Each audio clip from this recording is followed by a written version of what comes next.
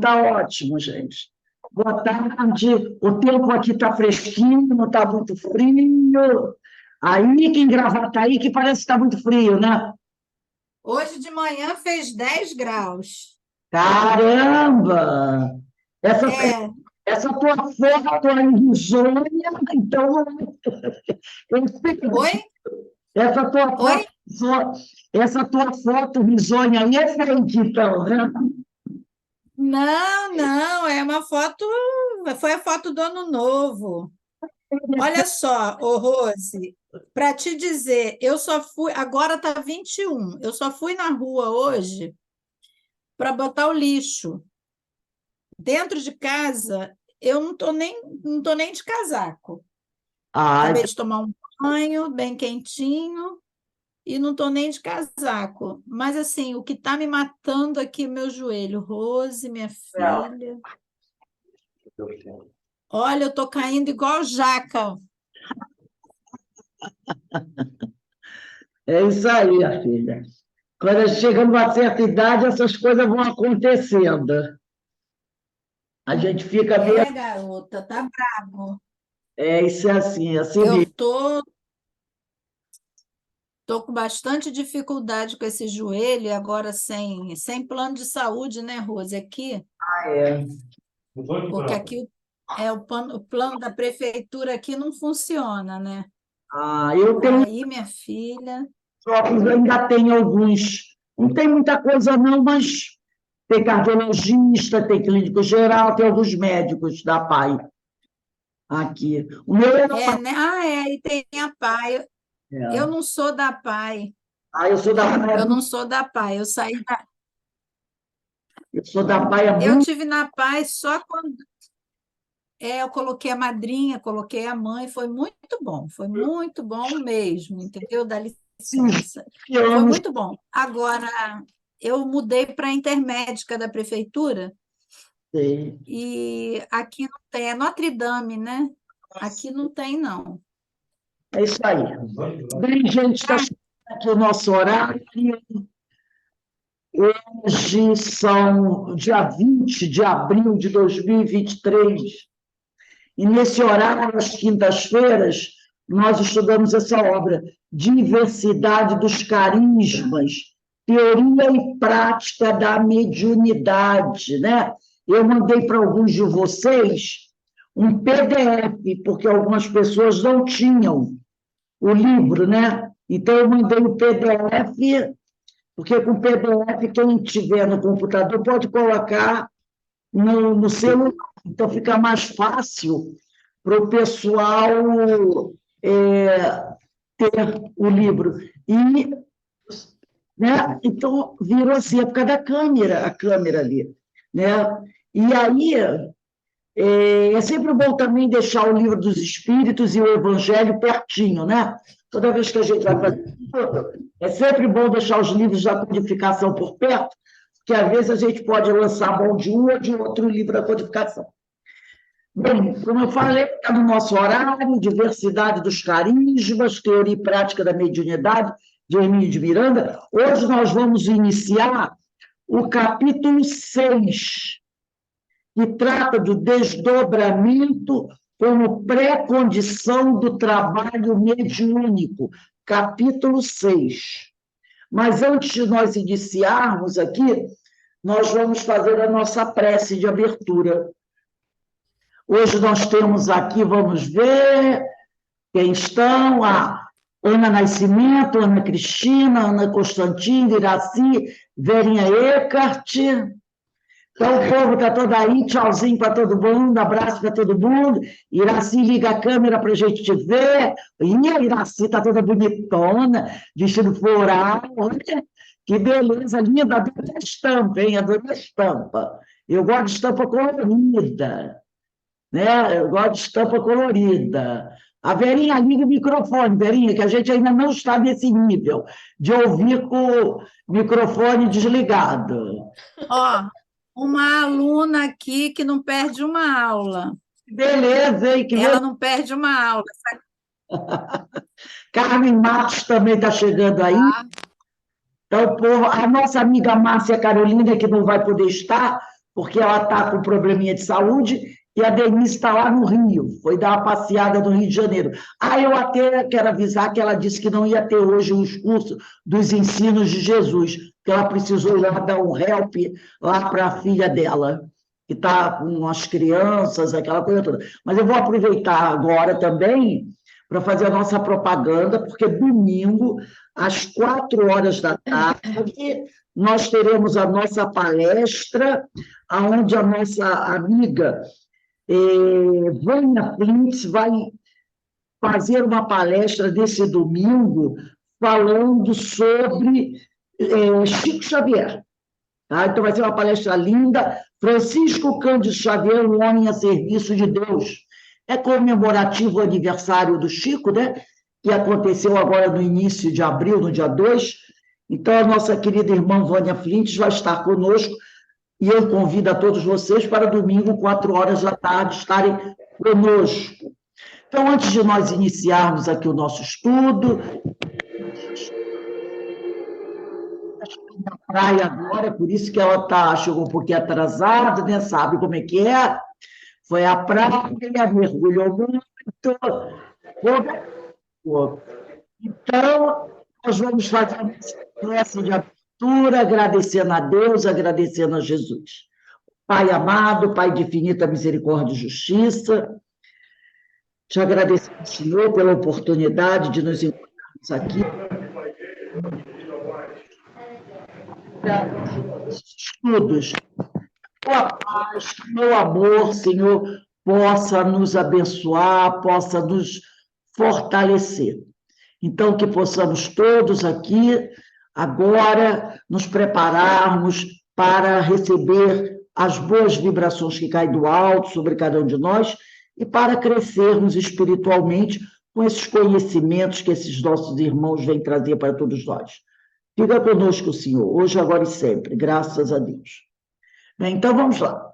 Capítulo 6, todo mundo aí, um livro Diversidade dos Carismas, no meu, como é antigo, é volume 1. Qual é a página, Rose? Olha, não sei no PDF.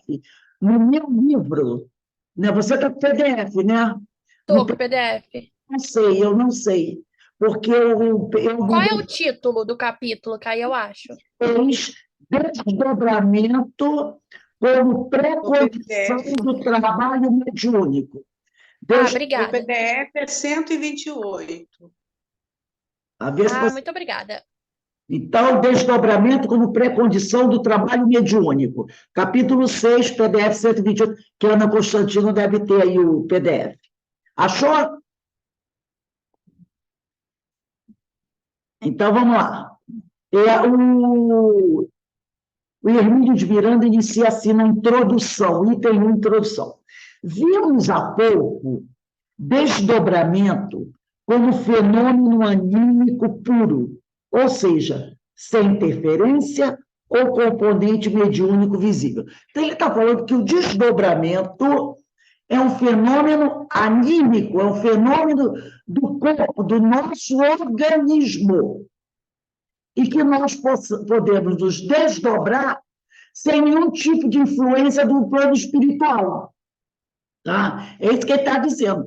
Basta que você, quando vai dormir,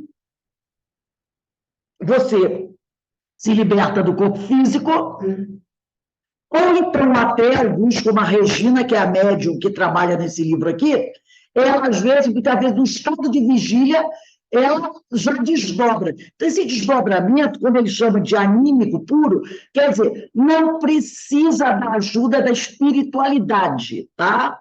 Ou seja, sem interferência ou componente mediúnico visível, como telepatia, premonição ou encontros no mundo extrafísico entre pessoas encarnadas, como no caso em que um jovem informou a Regina seu nome e telefone. Lembra aquele caso? Que ela, no desdobramento, encontrou na erraticidade com outro rapaz. Esse rapaz estava encarnado e passou o número de telefone para ela. E ela, quando despertou, ela falou para mim que teve um encontro no plano espiritual com o rapaz e ele deu o número do telefone para ela. E a amiga falou para ela assim, liga para ver se você encontra. E quando ela ligou, era numa empresa. E uma moça atendeu, ela perguntou, fulano de tal está aí? Porque o rapaz deu o nome dele e o telefone para ela. E aí ela ligou, a moça atendeu, ela falou, fulano está aí? A moça, tá sim, ele trabalha aqui. Aí ela desligou o telefone. Então, esse rapaz também estava desdobrado durante o sono, encontrou com ela no plano espiritual, os dois desdobrados, e ele bateram papo, e ele passou o telefone e o nome para ela. E quando ela ligou para a empresa, o rapaz estava lá. E o rapaz não entendia nada de mediunidade. Mas foi uma coisa interessante, né? Então, está aqui. Examinamos fenômenos anímicos. Fenômenos anímicos são aqueles fenômenos que nós produzimos. Nós produzimos sem interferência da espiritualidade. Examinamos fenômenos anímicos nos quais ocorreram atividades mediúnicas. Aí aqui ele também tem esse fenômeno anímico também. Tem o anímico puro, que é só você. Tem o anímico também com uma participação de seres desencarnados, tá?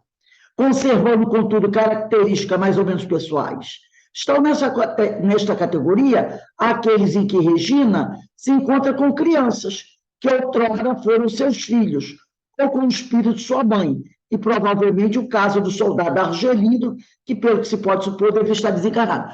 Então, esse fenômeno anímico, com participação do plano espiritual, é aquele que ela desdobra, aí é o fenômeno anímico. E no plano espiritual ela encontra com espíritos.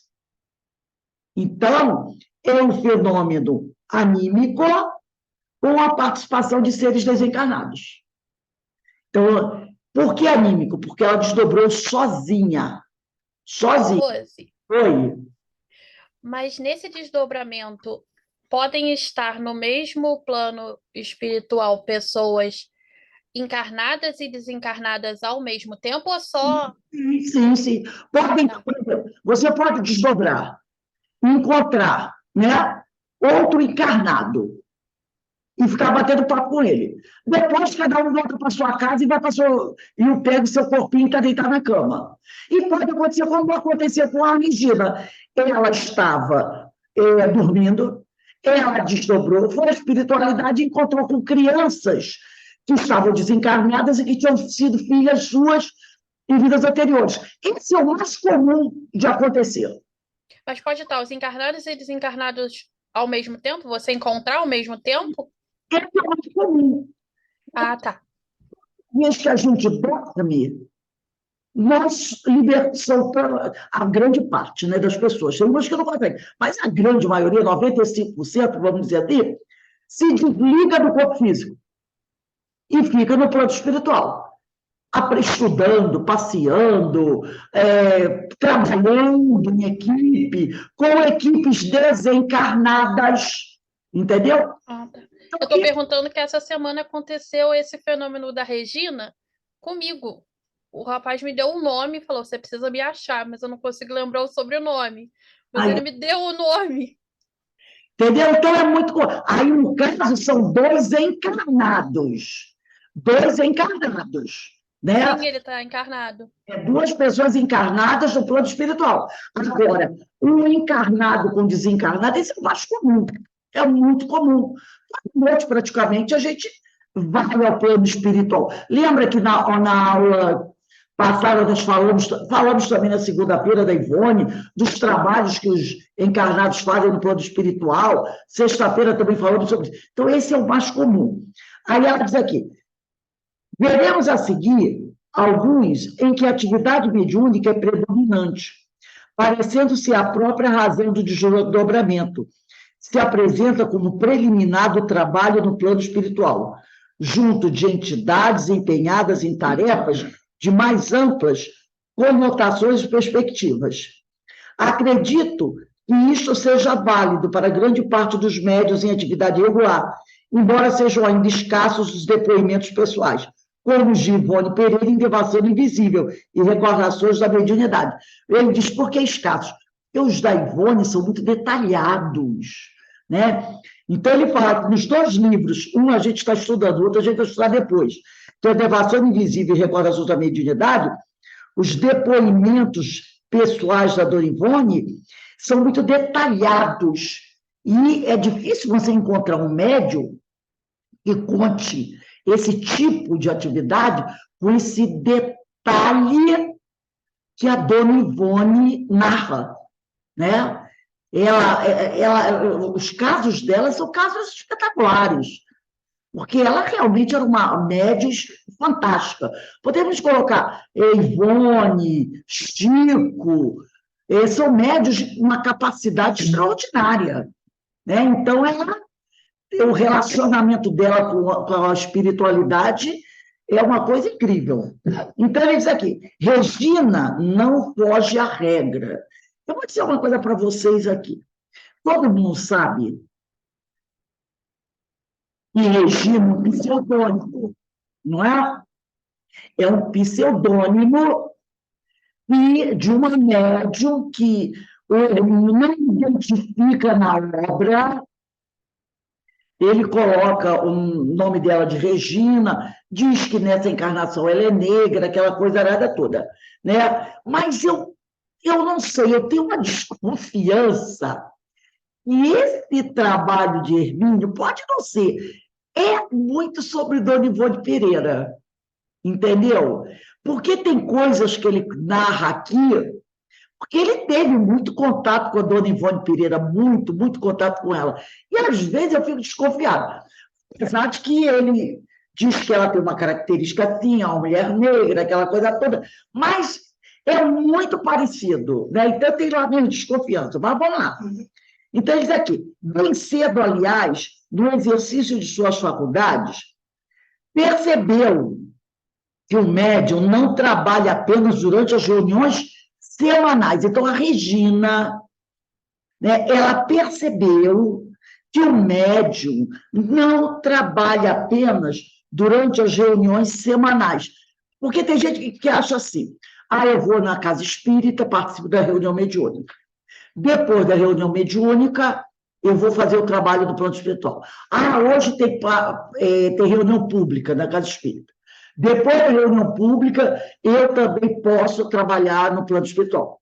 Mas ele diz aqui, que a Regina percebeu, que o médium não trabalha no plano espiritual, na reticidade, apenas durante as reuniões semanais que acontecem na casa espírita. O que é válido também para os demais componentes do grupo. Então, quem são os demais componentes do grupo? Tem o psicofônico, às vezes, tem algumas reuniões mediúnicas que tem o psicógrafo, né? Tem o doutrinador, tem o dirigente, tem o médium. Agora, vamos ampliar isso para o trabalho da casa espírita. Tem o médium do passe, tem o médium que distribui a água fluidificada, tem o médium que faz a recepção, tem o médium que trabalha na cantina, tem o médium da evangelização. Então, esse trabalho do plano espiritual envolve todos os trabalhadores da casa espírita. Aí eu vou ampliar aqui, como nós falamos ontem, né? Nosso estudo ontem do Emmanuel foi maravilhoso. Os nossos irmãos católicos, que também são médiuns, mesmo que eles não reconheçam essa palavra, nem essa atividade, eles também trabalham no plano espiritual. Porque, para você ser um bom trabalhador da Senhora de Jesus, primeiro, você tem que ter um caráter bom, não é? Um bom caráter. Você tem que estar voltado para o Evangelho do Senhor. Você tem que estar se esforçando para melhorar. Você tem que ser uma pessoa que procura respeitar o seu próximo. E nós não podemos dizer que só os espíritas que fazem isso. Não é verdade? Muitos irmãos evangélicos, muitos irmãos católicos, muitos irmãos umbandistas, muitos irmãos que frequentam as casas do candomblé, muitos irmãos budistas, hinduístas, fazem isso. E muitos irmãos ateus também. Porque você tem muitos ateus que têm um caráter maravilhoso, são pessoas boníssimas, que praticam bem, respeitam o seu próximo, só não reconhecem que Deus existe, mas fazem tudo que o bom filho de Deus faz. Será que eles também não serão convidados a trabalhar? Sim. Até porque, do plano espiritual, estão livres da personalidade. E aí, a sua visão será outra. Então, poderão sim trabalhar. Quem vai dizer que não? Não é verdade? Então, ela está falando aqui, né? Todos os participantes do grupo poderão trabalhar, serem convidados a trabalhar. Aí ele diz aqui, muito tem insistido conosco, nosso orientador espiritual, com essa recomendação básica, aqui Hermínio falando. Ou seja, de que precisamos nos manter em estado de permanente vigília, ou seja, de que precisamos nos manter em estado, não apenas para nos protegermos de investidas a que estamos sujeitos nesse momento, especialmente da parte daqueles que desejam a todo custo neutralizar o nosso trabalho junto deles. Então, ele repara o seguinte, ele diz o seguinte, que os amigos espirituais, o orientador espiritual do Emílio, ele tem falado que é necessário nos mantermos em estado de permanente vigília. Sim, o tal do orai e vigiai. Mas não apenas para nos protegermos dos ataques dos adversários, tá? Porque ele diz o seguinte, nós temos que nos manter sempre em vigília, em estado, né? Estado de vigília. Temos que nos permanecer sempre, sim, no horário vigiado. Por quê? Porque nós nunca sabemos a que momento Cristo vai precisar da nossa modesta participação em alguma atividade para socorrer alguém com uma palavra de consolo, de estímulo e de afeto, ou para apaziguar uma situação potencialmente explosiva. Então, você não tem que estar sempre em estado de vigília, no horário e vigiar, para evitar o ataque do adversário. Não é só por isso. Isso é importante. Eu tenho que estar sempre em estado de vigília, não caindo em tentação, porque quando eu caio em tentação, eu me fragilizo e abro a porta para os adversários me atacarem. Não é só por isso que eu tenho que estar no horário e vigiar. Eu tenho que estar no horário e vigiar constantemente para estar sempre pronto para o momento que o Senhor passar por mim, e já falamos que Jesus está sempre passando à nossa frente, e nos convidar para ajudá-lo. Nos convidar, porque ele estará necessitando da nossa modesta participação para uma atividade. De repente, chega alguém à sua casa num estado de aflição. Se você não está preparada, está desequilibrada, como é que você vai atender aquela pessoa? De repente, um amigo liga para você, pedindo um amparo, uma ajuda, uma orientação. Você tem que estar pronto para dar. De repente, o companheiro pega, manda uma mensagem de WhatsApp. Você olha e já fica preocupado. Meu Deus, você pode tocar o telefone para ele? De repente, você está passando na rua, alguém encontra um amigo, ou então você está no ônibus, alguém senta do seu lado, e de repente olha para a tua cara e fala assim, ai, hoje está calor, você diz, está calor. Eu também, eu estou com muito calor, mas pior de tudo é o aborrecimento junto com esse calor. Pronto, ele já deu a dica para você, quando ele diz assim, pior é o aborrecimento perto com esse calor. Aí você diz assim, você está aborrecida? Aí acabou, bastou dizer isso. Aí a pessoa, você nem conhece aquela criatura. Mas, por algum motivo, Deus, Jesus, o homem espiritual, colocou aquela pessoa perto de você, porque percebeu que você está preparado para amparar. E é isso que ele diz.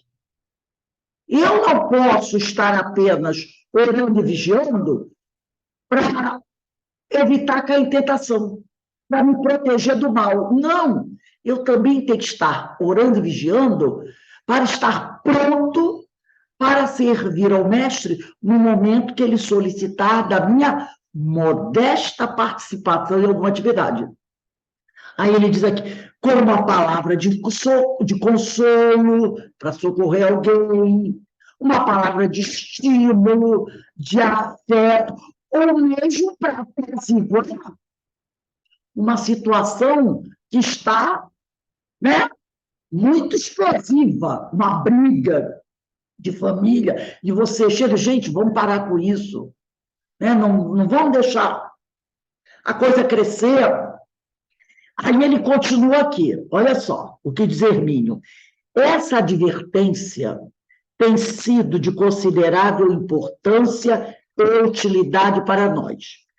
Sobre isso, inequívocos testemunhos, quando descobrimos posteriormente, no decorrer do trabalho mediúnico, que os espíritos que se acham em tratamento em nosso grupo nos acompanharam, ele está contando a experiência dele, nos acompanharam praticamente durante as 24 horas do dia. Então, ele está falando que muitos espíritos que são trazidos para a reunião mediúnica, ou até mesmo para uma palestra pública, depois da atividade encerrada, são colocados para acompanhar os médiuns que estão trabalhando naquela atividade. Estão ali na casa espírita, durante 24 horas do dia. Agora vamos ver por que eles acompanham. Aí diz aqui, não apenas em busca de um momento de vigilância em que pudesse interferir. Então, eles não estão ali acompanhando a gente apenas para ficar de sentinela para ver se a gente escorrega. Tá? Não apenas em busca de um momento de vigilância em que pudesse interferir, mas também para observar e com a severidade própria dos que se consideram adversários, se realmente estamos procurando agir segundo aquilo que lhes pregamos. Então, também para observar o nosso comportamento, tá? Ver se aquilo que a gente está falando, nós estamos fazendo, entendeu? E se nós estivermos fazendo, eles terão um bom exemplo. Eu me lembro, uns anos atrás, eu trabalhava na mesma mesa mediúnica que eu sempre trabalhei, que era a mesa número 1. E na minha época, a minha irmã, nessa época, minha irmã era psicofônica, hoje ela é doutrinadora. Ela era psicofônica e ela era psicofônica da nossa mesa. Nessa época, a Verinha e o Eloá já trabalhavam conosco. E uma vez, um espírito chegou. E começamos a doutrinar, se eu não me lembro se fui eu que doutrinei ou se foi outra pessoa que doutrinou. E ele começou a chamar assim, Rosália, Rosália, Rosália. Aí, ele estava se referindo à minha irmã, chamando ela de Rosália.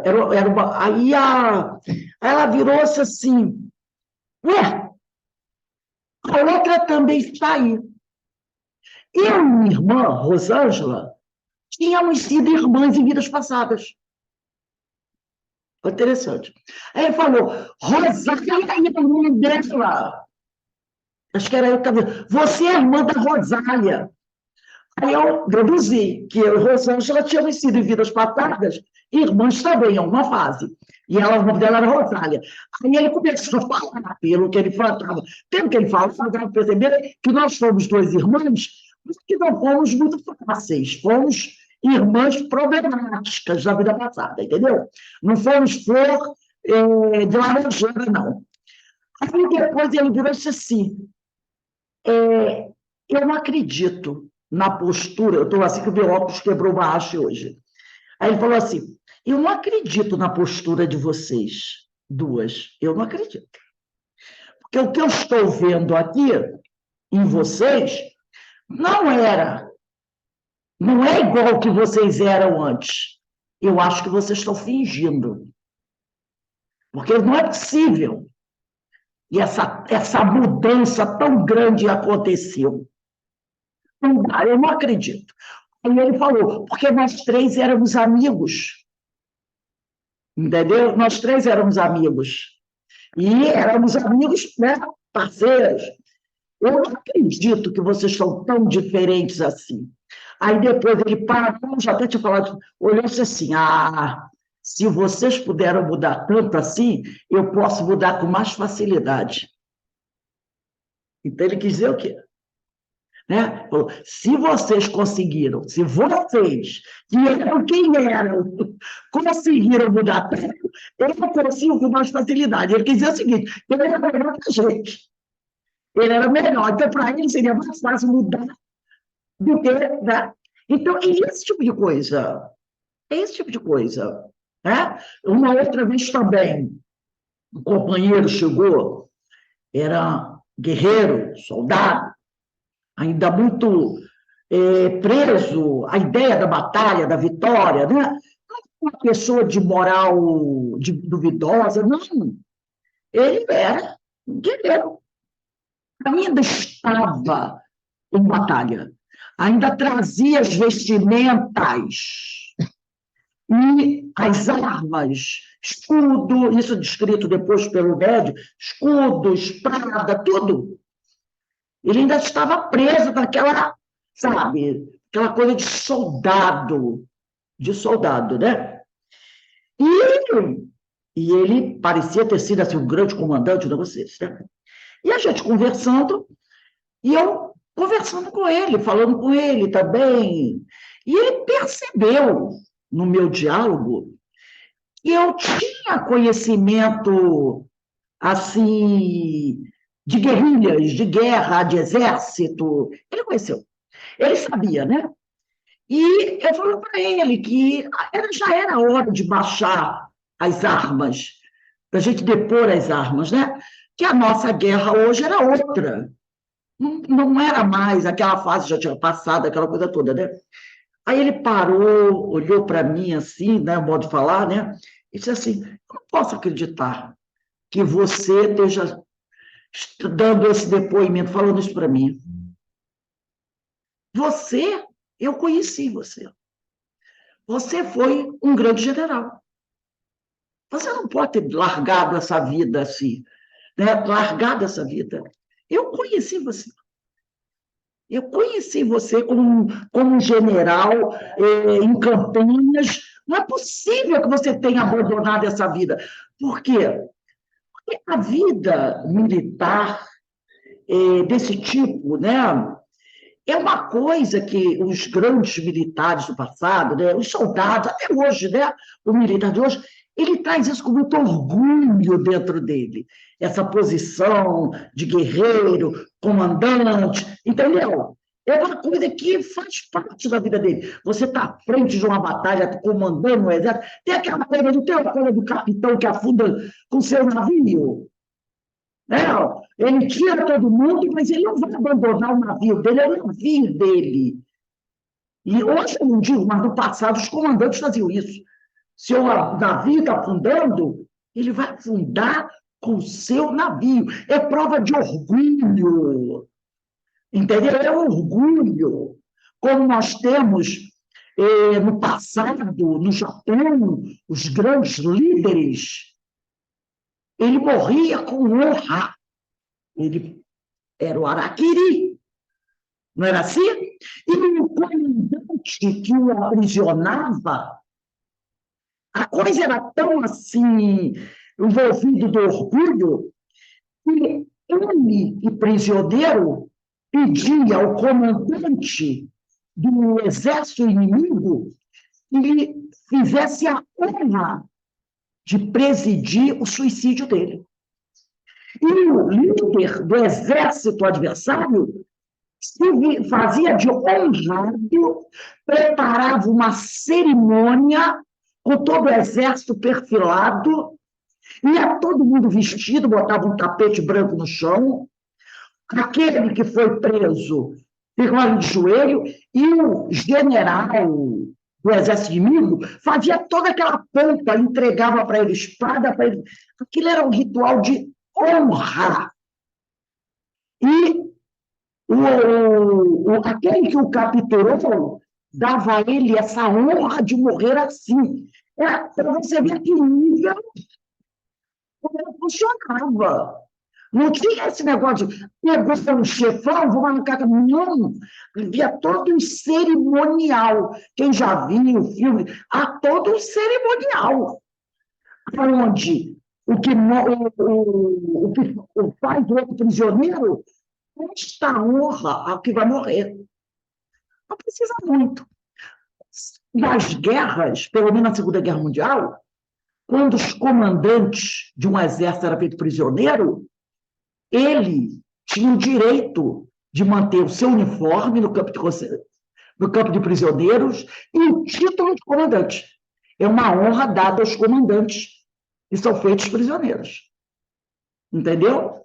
Então, se o alemão prendia comandantes ingleses, franceses, americanos, eles continuavam com a patente do campo, com o uniforme de comandante e com o direito de comandar os homens dentro do campo de concentração. E detalhe, exércitos adversários inimigos. Então, existe essa coisa, essa honra. Então, ele falou isso para mim, que ele não acreditava. E aí eu fui conversando com ele, né, sobre isso. E isso é um orgulho, né, daquela... Então, mas a gente tem que compreender isso na criatura. Como esses soldados japoneses, né? Eu mando ter até um texto muito interessante sobre isso. E você tem que compreender porque aquela criatura está há milhares de anos, e a gente conhece a cultura japonesa, né? É uma cultura de milhares de anos, com aquele pensamento. Não vai ser de um dia para o outro, não precisa muito. Século XX, quando Hirohito morreu, inúmeros idosos no Japão se suicidaram. No dia que Hirohito morreu, que era o imperador que liderou o povo japonês durante a Segunda Guerra Mundial. Ele morreu alguns anos depois, terminada a Segunda Guerra Mundial. Aqueles que eram contemporâneos deles, muitos homens idosos dos japoneses se suicidaram para acompanhar o imperador. É uma cultura. Agora que o Japão está se libertando dessa cultura do suicídio, com as suas, né, as gerações mais jovens. Olha os kamikazes, pilotos kamikazes, Segunda Guerra Mundial, né? Então, tudo isso são coisas que a gente tem que entender, né? Então, ele diz aqui, então, muitas vezes, você tem que estar preparado, porque você pode, em algum momento, se deparar com uma criatura com um pensamento assim. Você tem que estar pronto para auxiliar, para esclarecer, para ajudar, né? Então, esses companheiros, muitas vezes, nos acompanham para verificar se aquilo que você fala, que você prega dos estudos na casa espírita, você vive no seu dia a dia. Entendeu? É o que ele está dizendo aqui. Não apenas em busca de um momento de vigilância em que pudesse interferir, mas também para observar e com a severidade própria dos que se consideram adversários. Se realmente estamos procurando agir segundo aquilo que lhes pregamos. A conclusão deles tem sido consistente e usualmente muito instrutiva para cada um de nós. Seguindo-nos nas atividades normais da vida, no seu trabalho, quando você vai para casa, quando você vai passear, quando você vai ao cinema, quando você vai ao teatro, quando você vai para a casa espírita, observam-nos em momentos de tensão, impaciência, nervosismo ou irritação. Quando a gente dá o piti dentro de casa, eles estão vendo. Né? Bem como instantes de tranquilidade ou praticando algum gesto de boa vontade. Então, muitas vezes, eles nos seguem durante uma semana inteira para observar o teu dia a dia, o nosso comportamento. Observam, em suma, que somos gente como eles mesmos, com dificuldades e imperfeições, limitações e potencialidades, na difícil luta contra nossas próprias mazelas. Então, eles percebem que entre nós, os encarnados e desencarnados, não há muita diferença na maneira de ser. Percebem que ganhamos aqui e ali uma ou outra vitória menor, entre as muitas batalhas perdidas contra o orgulho, a intolerância ou a vaidade.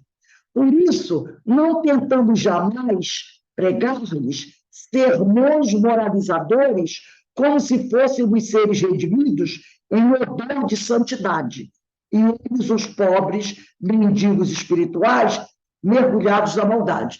Isso é um recado para o médio esclarecedor, que é o médio doutrinador, mas a gente gosta de chamar de médio esclarecedor. E, às vezes, vai conversar com o espírito da mesa mediúnica e fica dando sermão de moralidade. Mas, no seu dia a dia, tem um comportamento totalmente diferente. E, quando eles nos seguem, eles podem jogar isso na nossa cara, na mesa mediúnica. Ora, você está aí falando essa coisa toda, nós não vamos ver como é que fica no dia a dia, não é assim que você se comporta. Entendeu? Então, a gente tem que ser coerente. Você não pode querer, na hora que você vai conversar com o espírito, ficar querendo dar lição de moral se você não faz aquilo que você está falando. Aí ele diz aqui, nada disso. Somos companheiros de jornada evolutiva, com problemas semelhantes aos deles, com as mesmas dificuldades e as mesmas imperfeições, apenas em graus diversos, quando muito. Então, às vezes, a gente está num grau evolutivo um pouco diferente deles, ou não. Ou, às vezes, a gente é exatamente igual a eles. Deixa eu chamar a minha banda daquela porta, porque está entrando um frio, muito frio aqui. Estou com a minha garganta arranhando. Pode fechar lá. Nossa, tem uma friagem aqui danada. E também passou uns canídeos aqui agora. Como iremos exigir deles um comportamento exemplar que ainda não temos? Não só deles, não, né? De qualquer pessoa. Como exigir um comportamento exemplar que ainda não temos? Como impor-nos a humildade se ainda carregamos pesada carga de nossa própria vaidade? Como obrigá-los a perdoar sem reservas o antigo adversário se ainda ontem nos ouviam dizer que fulano havia cometido contra nós uma falta imperdoável? Isso é bom, né? Quando você diz assim para o companheiro, meu amigo, você tem que perdoar, você não pode continuar assim, negando perdão ao adversário. E você chega em casa e vai conversar com um amigo e diz assim, não, o que fulano fez comigo foi imperdoável. Entendeu? É isso que ele está dizendo. Outra vez você diz isso para ele. Você tem que perdoar as coisas que te fizeram. Mas na hora que você chega em casa, você diz para o outro assim, não, olha, fulano fez uma comigo, isso que ele fez comigo é imperdoável. E, no entanto, você falou para ele perdoar. Entendeu? Paradoxalmente, contudo, é por vermos tão semelhantes a eles mesmos e com dificuldades íntimas tão iguais às deles, que às vezes resolvem também aceitar as condições em que estamos vivendo, a despeito de todas as lutas e problemas que isso lhes impõe. Sim, pois são muitos, isso aqui é uma coisa muito interessante, são muitos os que prolongam, além dos limites do razoável, a permanência do mundo espiritual, entre uma existência e outra. Porque, ante a gravidade das faltas cometidas e das desarmonias que ainda carregam em si, temem a aspereza da vida na carne, que, em tais casos, será de duras provações. Então, tem alguns espíritos que, sabedores das dificuldades que irão enfrentar na próxima reencarnação, quando são chamados, isso, gente, também tem que ver o grau de evolução do espírito, tá? Quando são chamados à reencarnação, muitos deles fazem petições. Poxa, não dá para esperar um pouquinho mais? Eu não estou muito bem preparado agora para reencarnar. Outro dia nós até falamos sobre isso. A espiritualidade vai avaliar o verdadeiro motivo daquilo. Se a espiritualidade, né, reconhecer os amigos espirituais, aqueles que realmente são responsáveis pelo processo reencarnatório daqueles espíritos, perceberem que ele realmente ainda não está preparado, eles dão prorrogação. Está tudo bem, pode ficar mais um tempo aí. Vai se preparando um pouco mais. Então, tem alguns espíritos que vão procurando adiar essa situação. Só que, às vezes, quando você adia demais uma situação, sem perceber, você agrava aquela situação. Porque vamos imaginar o seguinte: você tem um problema para resolver de peso 1. Agora, se você resolver agora, esse problema tem peso 1. Mas você não quer resolver agora. Você quer aguardar mais um tempo. Esse tempo que você vai aguardar, esse problema pode ir se agravando, não pode? Não é a mesma coisa? O problema vai se agravando. Às vezes você está com problema de saúde, que é uma bobagem. Alguém diz assim, ó, vai lá no médico. Vai lá no médico. Aí você vai empurrando. Só que a doença vai se agravando. Quando você finalmente decidir ir, o que podia ser uma simples infecção vai se tornar uma doença muito mais grave. Então, às vezes, o espírito vai pedindo esse adiamento, mas sem perceber que, quando ele não tiver mais jeito e tiver que voltar, aquela situação que podia ser muito mais fácil de ser resolvida, muito mais complexa. Mas aí foi o livre-arbítrio dele. Ele vai ter que dar conta disso. Então, é o que ele diz aqui, né? Alguns sabedores das dificuldades que terão que enfrentar pedem, né? Desejam adiar essa volta à reencarnação. E é dado a eles esse direito. Mas isso não quer dizer que o problema vai ficar mais fácil de ser resolvido, ou que não vai estar mais grave. Afinal, se você pediu mais tempo, é sinal que você teve mais tempo para se preparar, não é? Então, você vai ter que enfrentar o que estiver lá, sem reclamar. Porque se você tivesse vindo antes, talvez você tivesse resolvido mais cedo o problema. Aí ele diz aqui, analisando nossas dificuldades e nossas reações ante elas, ante as dificuldades, acabo por concluir que a tentativa pode resultar em enorme esforço e sacrifício, mas não é impossível.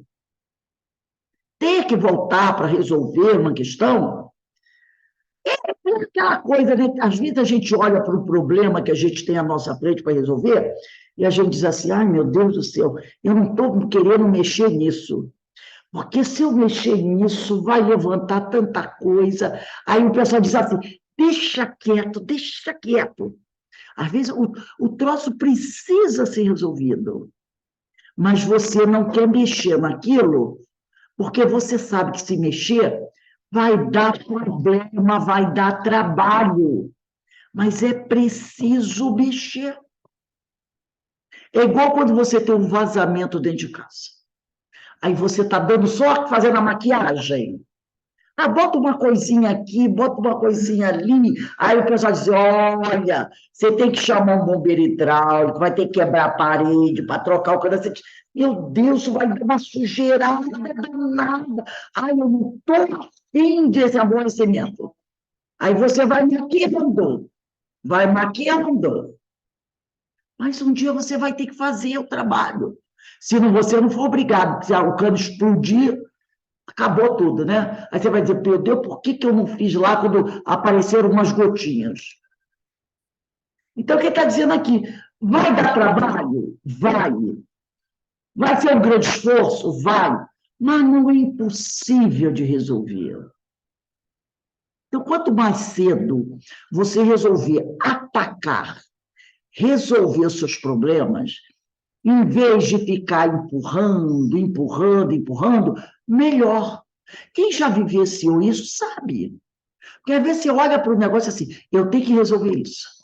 Mas você olha e diz assim, deixa para lá. Deixa para lá. E você vai deixando para lá. Uma hora, você vai ser obrigado a encarar aquele problema. E você vai dizer, por que eu não encarei antes? Tinha sido mais fácil. A coisa não estava desse tamanho. Agora você vai ter que encarar. Vai dar mais trabalho? Vai. Mas não é impossível. Tudo pode ser resolvido. Depois ele diz assim, né? Estamos, portanto, expostos a essa observação a qualquer momento. Observação dos amigos espirituais, ou dos não amigos espirituais. Desses espíritos que estão sempre nos observando. Não é à toa que Paulo de Tarso dizia, estamos cercados por uma multidão de testemunhas. Então, estamos, portanto, expostos a essa observação a qualquer momento, onde quer que estejamos, na atividade diária, na rua, no lar, no trabalho, ou mesmo durante as horas de desprendimento, enquanto o corpo repousa. Ninguém está sozinho. Por isso que a gente tem que estar sempre atento, observando a nossa conduta. Entendeu? O nosso vocabulário, os nossos pensamentos, a forma como nós nos lidamos com o outro, a nossa situação pelos problemas, as dificuldades. Tudo isso a gente tem que observar. Porque, de alguma forma, alguém pode nos tomar como exemplos. Se alguém nos observa, nos toma como exemplo, e daí resolve uma situação, que maravilha, né? Poxa, eu estou olhando ali a Ana Cristina, eu sei que ela está passando por um momento difícil, mas, poxa, como ela está se conduzindo bem. Poxa, a Verinha também teve uns problemas graves, mas ela conseguiu passar sem arrancar os cabelos da cabeça. Poxa, aí esse desencarna disse, poxa, eu também estou com dificuldade. Pô, vou seguir o exemplo da Ana Cristina e da Vera. Maravilha! Maravilha! Você deu um bom exemplo. Mas se acontece ao contrário? Poxa, a Iraci, o cara fez isso com ela. A Iraci não perdoou. Iraci também não perdoou, então não vou perdoar. Olha o exemplo. Nós somos responsáveis por isso. Entendeu? Porque ele estava ali para nos observar. Então, a gente tem que estar sempre cuidando disso.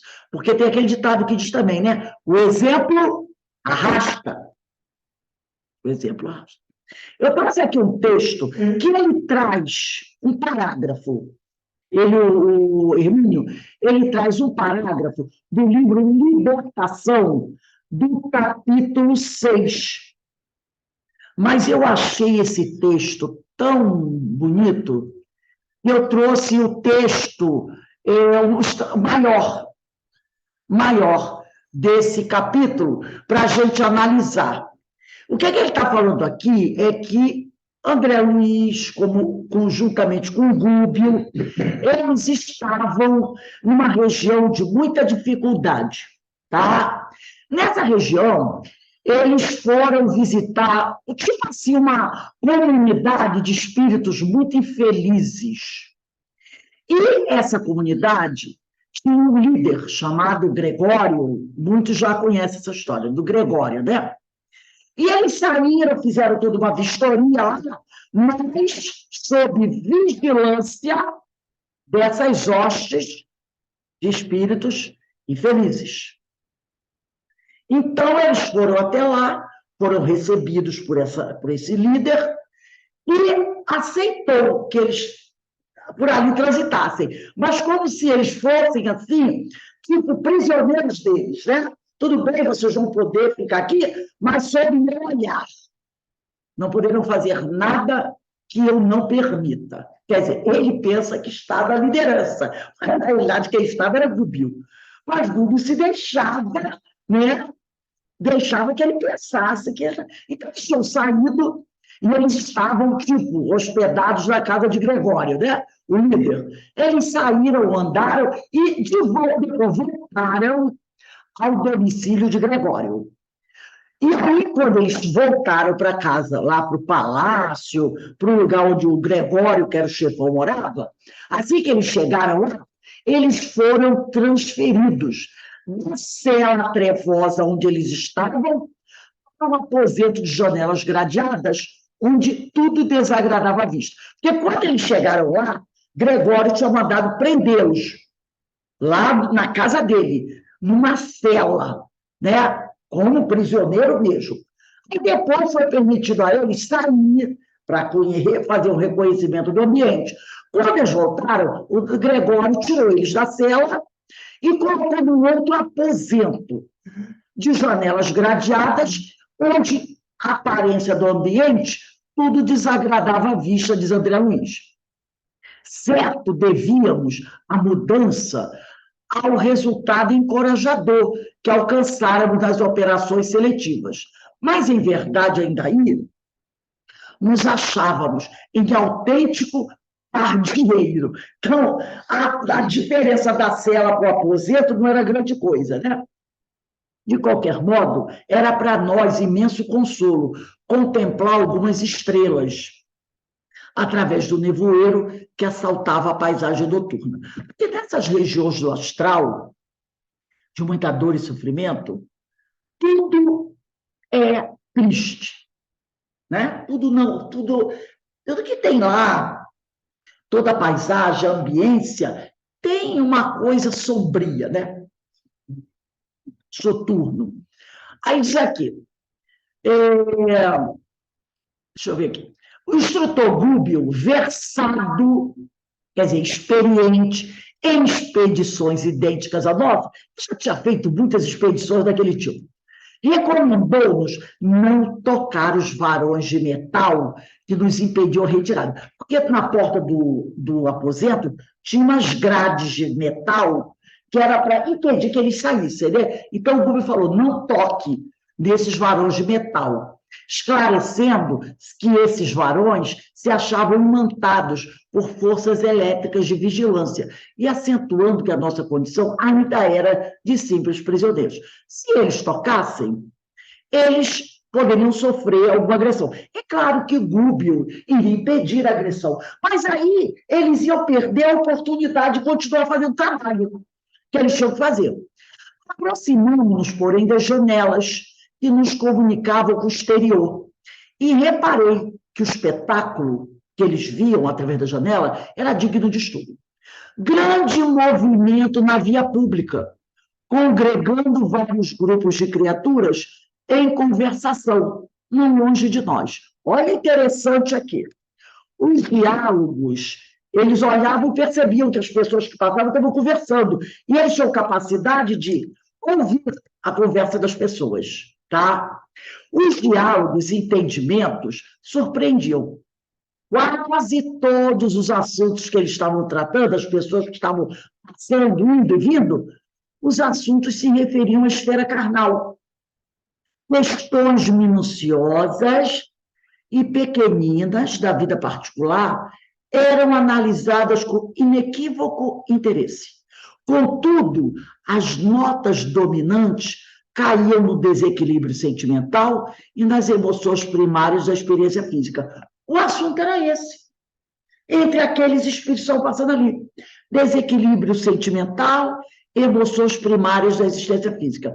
Percebi diferentes expressões nos halos vibratórios que revestiam a personalidade dos conversadores através das cores de variação típica.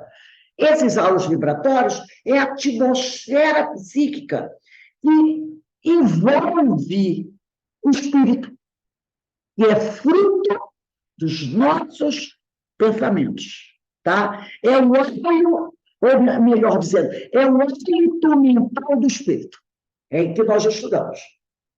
Porque os nossos pensamentos emitem vibrações, que André Luiz chama de hálito mental do espírito. E essas vibrações produzidas pela ação dos nossos pensamentos nos cercam, ficam aquele facho em volta do nosso espírito.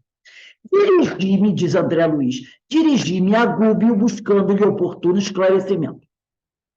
Não, aí Gúbio diz assim, não mediste ainda, respondeu prestimoso, a extensão do intercâmbio entre encarnados e desencarnados? Quer dizer, você ainda não avaliou a ligação que existe entre os encarnados e desencarnados?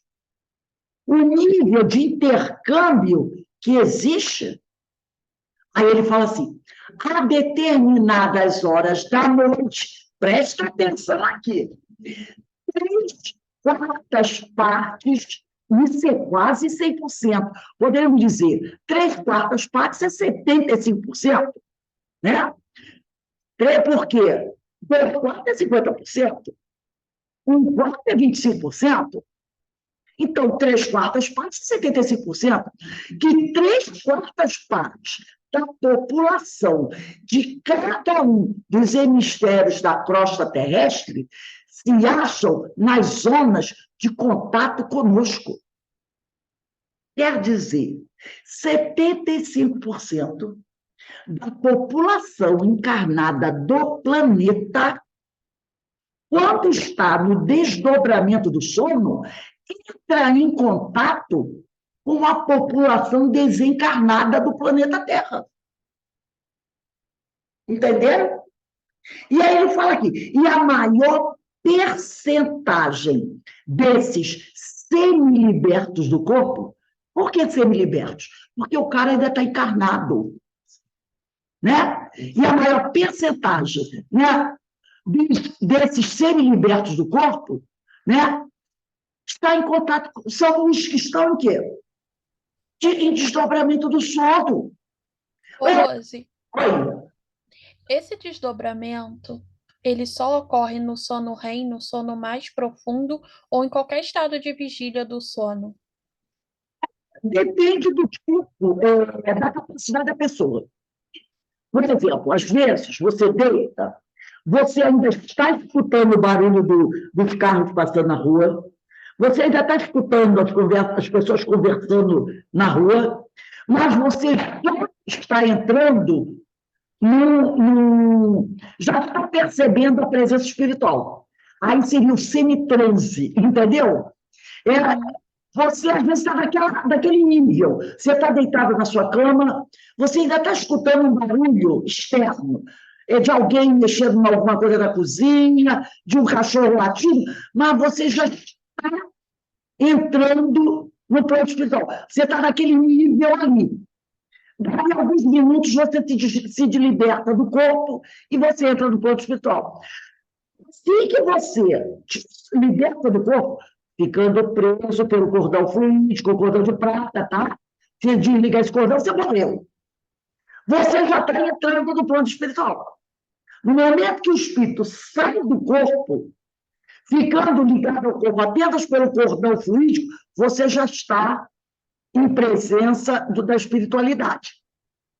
Tem pessoas que, às vezes, por ainda serem muito apegadas às coisas da matéria, ou porque tem uma dificuldade mesmo, né, dessa meditação, eles ficam sempre assim, vamos dizer assim, semi-presos.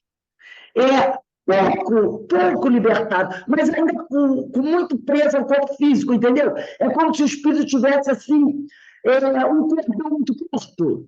É um exemplo que eu estou São dando. aquelas pessoas que falam assim, eu não sonhei nada essa noite, eu não lembro de nenhum sonho. Porque às vezes você não lembra mesmo. Mas é aquela que não consegue se desligar muito do corpo. Vou dizer, Entendi. vou fazer um exemplo bobo. Tem pessoas que conseguem se desligar do corpo e ficar 100 metros do corpo. E tem outras que não conseguem ficar nem meio metro. Ela se desdobra um pouquinho, mas não consegue essa liberdade maior, entendeu? Que ela ainda está Entendi. marcada, né? Muito materializada, então ela não consegue grande desprendimento. Pode ser que ela veja alguém, mas ela não consegue dar grandes voos. É mais ou menos assim. Fica mais ou menos no quarto e não vai para mais lugar nenhum. Fica ali, né? E tem outros que conseguem fazer um desprendimento mais acentuado.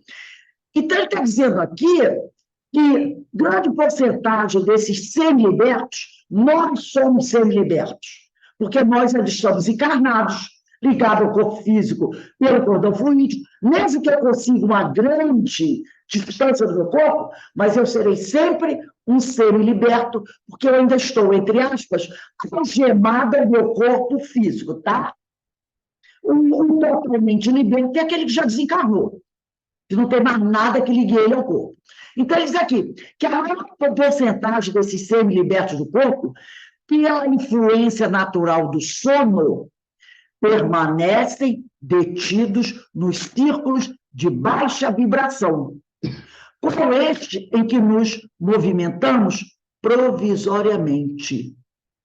Então, ele diz que 75%, ou grande porcentagem, das pessoas que estão encarnadas, que conseguem se desdobrar durante o sono, até indo a lugares distantes, eles não conseguem romper essa faixa de baixa vibração, entendeu? Ficam presos a essas regiões mais inferiores. Aí ele vai dizer assim, ó, por aqui, nessas regiões mais inferiores, onde grande maioria da população da Terra se concentra quando está em desdobramento do sono, tá? Ele diz que nessas regiões são regiões onde muitas vezes se forjam dolorosos dramas que se desenrolam nos campos da carne. Grandes terão nestes sítios, quer dizer, nessas regiões, as respectivas nascentes. E não fosse o trabalho ativo e constante dos espíritos protetores que se desvelam pelos homens no labor sacrificial da caridade oculta e da educação perseverante sob a égide do Cristo, acontecimentos mais trágicos estarreceriam as criaturas. Então, ele está dizendo o seguinte, que grande parte da população do planeta Terra, que é uma população ainda de espíritos imperfeitos, né? Esses espíritos, quando desencarnam, grande maioria fica presa nessas regiões de sombra, em conúbio com seus amigos já desencarnados, com quem eles têm afinidade.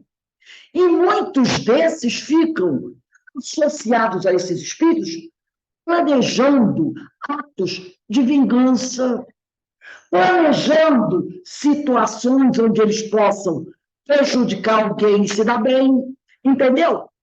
Ficam ali, né, trocando esses pensamentos e planejando crimes, planejando atos de corrupção, de possam prejudicar os outros, ficam fazendo esse planejamento. E aí, nessas regiões, também há muitos espíritos protetores. Espíritos que ficam ali buscando intervir naquelas situações ali para evitar que esses acontecimentos, que esses fatos se concretizem quando o outro voltar para o corpo físico. Que ele acorda cheio de ideias, né? Nossa, eu acho que hoje eu vou aprontar uma boa. Eu acho que... Entendeu? Porque ele entrou em sintonia com aquele outro, que comunga dos seus ideais. Então, esses amigos espirituais trabalham nessas regiões incansavelmente para tentar evitar que esses acontecimentos mais trágicos aconteçam.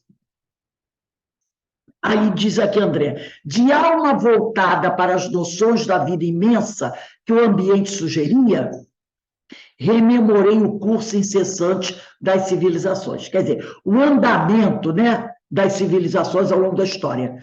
Pensamentos mais altos clareavam-me os raciocínios. A bondade do Senhor não violenta o coração. O reino divino nascerá dentro dele, do coração. E a maneira da semente de mostarda, que se liberta dos envoltórios inferiores, medrará e crescerá gradativamente sob os impulsos construtivos do próprio homem. Muitas dessas coisas que são planejadas, Deus não pode deixar, impedir que aconteça. Entendeu?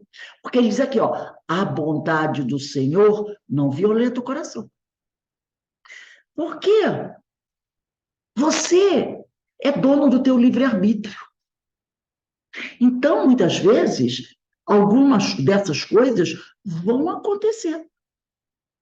Às vezes acontecem coisas trágicas, que poderiam ser até muito pior.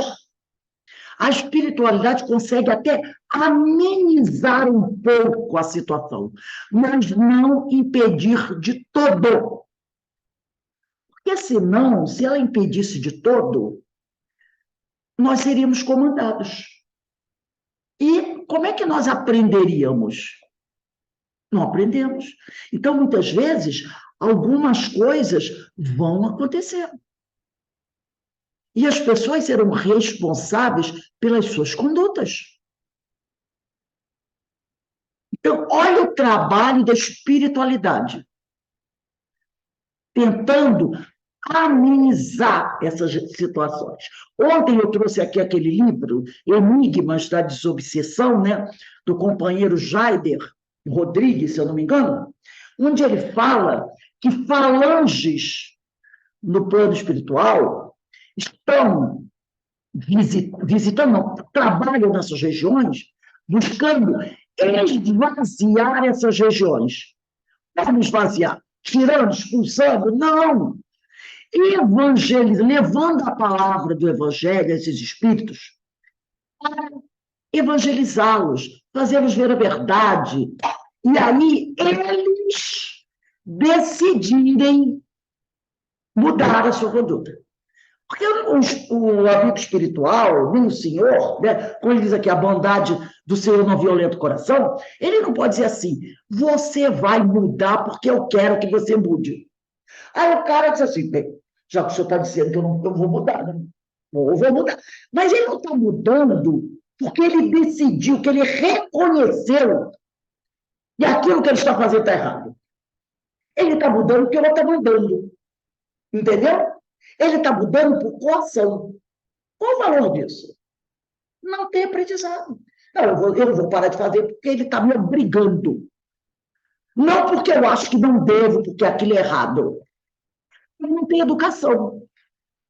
Aí não tem educação. Agora, há um tempo para isso, como nós vimos também, nós estamos no período de transição. Aqueles que perseverarem nessa atitude, aí sim, esses poderão sofrer o êxodo.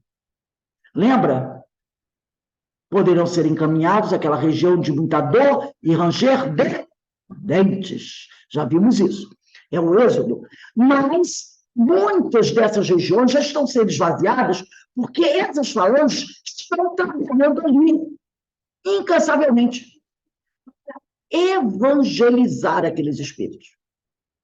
Porque somente através da evangelização poderá haver uma mudança, porque o Senhor não violenta o coração, tá?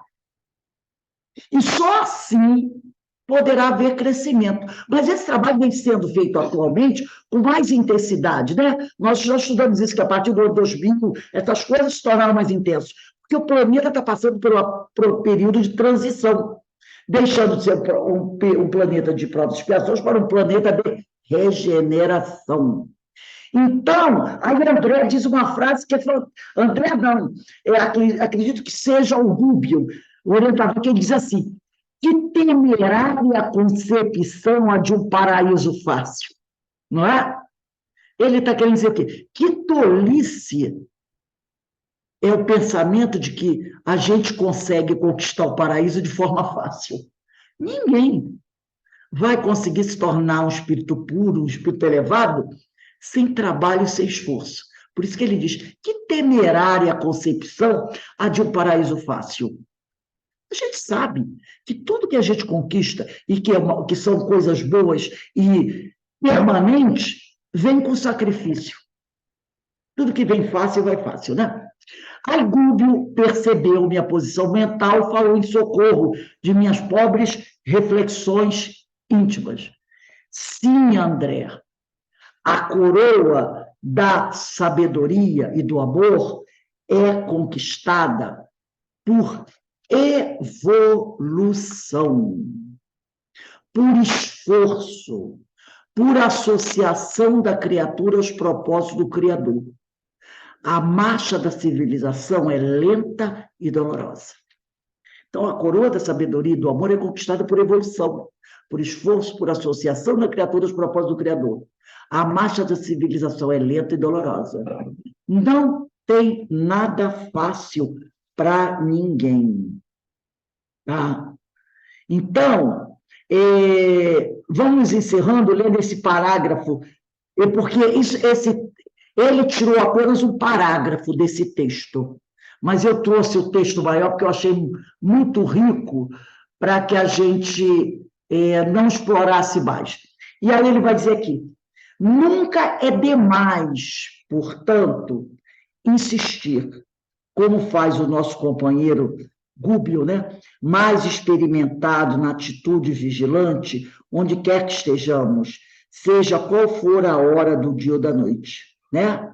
Então, nunca é demais, portanto, insistir, como o faz nosso companheiro mais experimentado na atitude vigilante, onde quer que estejamos, seja qual for a hora do dia ou da noite. Então, que a gente sempre procure estar nessa atitude vigilante, seja durante o dia ou durante a noite.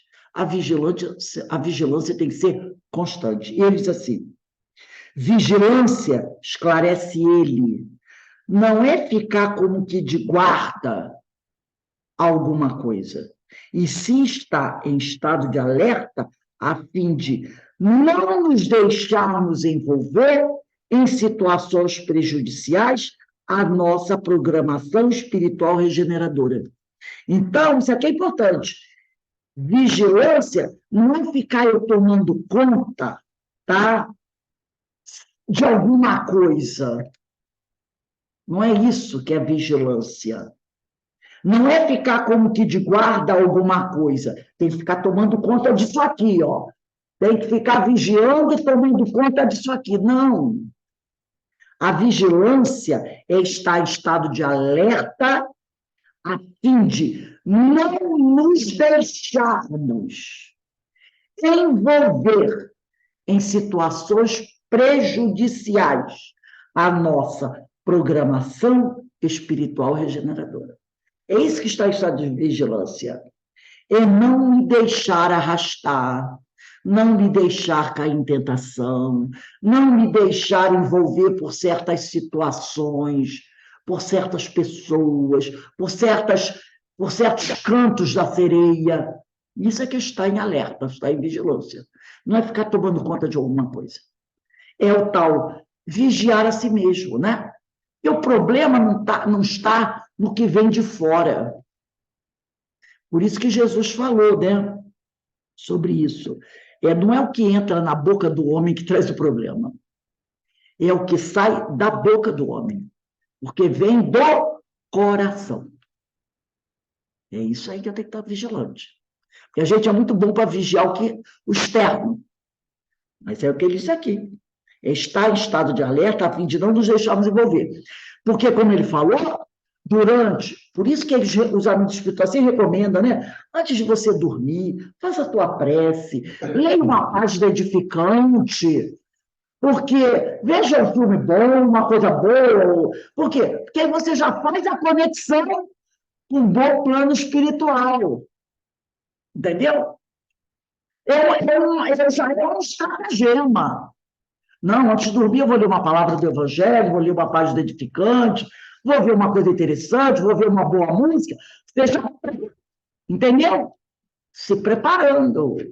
Para que ao dormir... A outra coisa também que os amigos espirituais nos recomendam é que a gente faça uma prece tipo assim: Senhor, e ao dormir, né, eu possa ser convidado ou me dirigir para regiões de nível vibratório mais elevado, para que eu possa me reunir com companheiros para estudar, para trabalhar, para rever os amigos queridos, para ouvir um aconselhamento,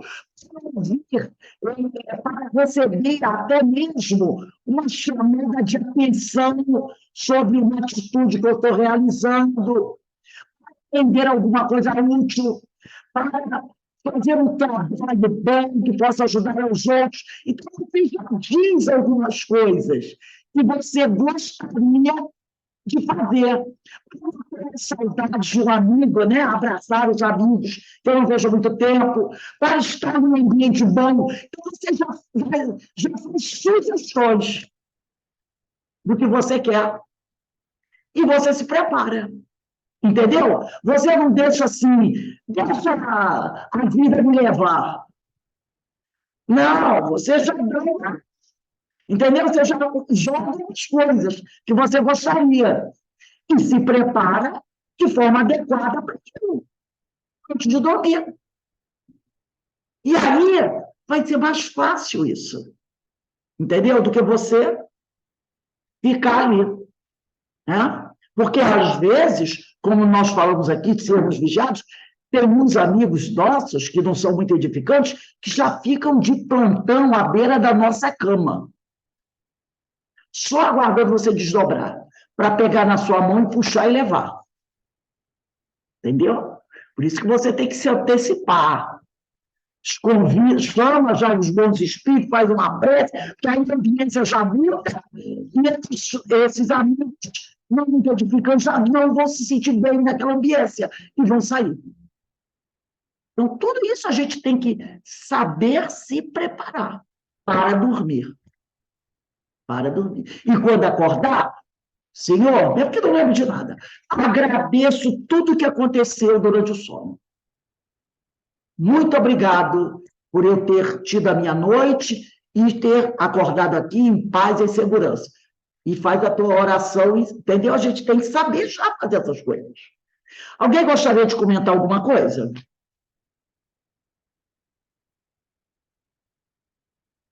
Não? Então, meus irmãos, nós vamos encerrando aqui o nosso estudo. Como eu falei para vocês, a nossa companheira Denise não vai dar o curso hoje dos Ensinos de Jesus, mas eu quero convidar a todos vocês para a nossa palestra pública, que vai acontecer às 18h40, do Evangelho segundo o Espiritismo. O nosso irmão que virá fazer a nossa palestra é o nosso irmão Davi Ascenso. Eu acredito que vocês não conheçam esse companheiro, né, Davi Ascenso. É a primeira vez que ele vai estar conosco. Ele é de São Paulo, né? E a palestra dele vai ser sobre o Evangelho segundo o Espiritismo, capítulo 22, item 5. Eu vou até dar uma olhadinha aqui. Capítulo 22, item 5. ele vai falar sobre o divórcio. Então, né, vamos aguardar e eu convido a todos para estarem aqui conosco. Então, para a gente encerrar, eu vou pedir para a nossa irmã, Denise, você pode fazer a nossa prece de encerramento, por favor? Hoje são dia 20, a nossa próxima reunião vai ser dia 27, e vai começar aqui, né? No trabalho mediúnico ativo, é o próximo parágrafo. Então, vamos botar lá, 27/4/23, nesse parágrafo aqui. Ana Constantino, qual foi a página do PDF aí que nós paramos? Ana Constantino vai dizer. Foi a 129. 149? 29. 129. Vou até anotar aqui também, PDF 129, que aí vocês já anotam aí, já sabem na próxima, onde a gente... Eu acho que a Denise não está aí não, né? Está sim. Faz a prece aí para a gente, Denise. Não pode fazer, não? Então tá. Eu vou pedir aqui, Ana Constantino, faz a prece aí para a gente. Faço.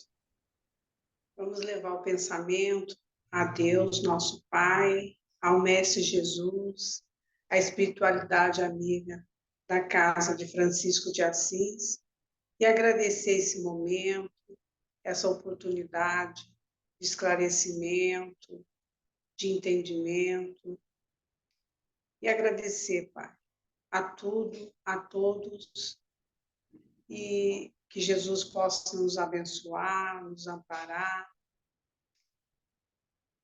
e pedir também a permissão para darmos por encerrados os estudos da tarde de hoje. Que Jesus possa estar conosco sempre e a espiritualidade amiga.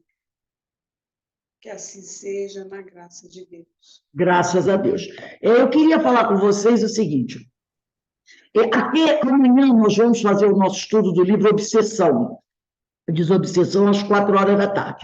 Quem tiver o livro Qualidade na Prática Mediúnica, Projeto Manuel Filomeno de Miranda, pega ali para mim, por favor, Qualidade da Prática Mediúnica, aí da prateleira. Eu até mandei para vocês o PDF do livro Qualidade na Prática Mediúnica, né? Porque alguns podem ter. Se vocês conhecem, ó, vou botar aqui, ó, eu mandei o PDF, mas alguns de vocês, eu acho que a maioria tem esse livro, Qualidade da Prática Mediúnica, né? Então, por quê? Porque no estudo da Ivone, da Sueli Calda-Chuva de amanhã, ela está entrando no capítulo 2, que é a preparação para o capítulo 3, que vai tratar das reuniões mediúnicas, tá? Então, o que eu vou fazer?